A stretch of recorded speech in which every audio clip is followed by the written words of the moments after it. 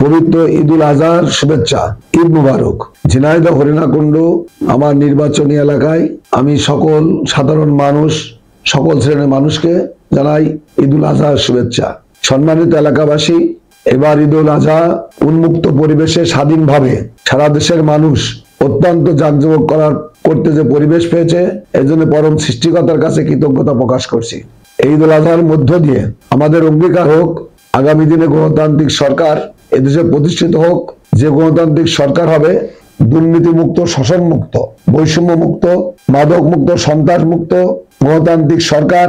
যে সরকারের মধ্য দিয়ে মানুষের তার মৌলিক অধিকার ফিরে পাবে, গণতান্ত্রিক অধিকার ফিরে পাবে, মানুষের কথা বলার অধিকার ফিরে পাবে। ঝিনাইদহ নির্বাচন এলাকা 2 এলাকার সকল প্রকার, সকল শ্রেণীর, সকল নাগরিকদের অনুরোধ করব, ঈদুল আজহা উপলক্ষে কুরবানি করবেন। কুরবানির মাংস, মলমূত্রা যেখানে সেখানে ফেলে পরিবেশ দূষণ করবেন না। পাশাপাশি ঝিনাইদহ হোক দুর্নীতিমুক্ত, সন্ত্রাস মুক্ত, মাদক মুক্ত।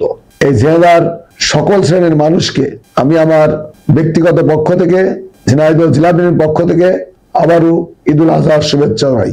বর্তমান ঝিনাইদহ টিভিকে এবং এই টিভির সকল কলকৌশলীকে জানাই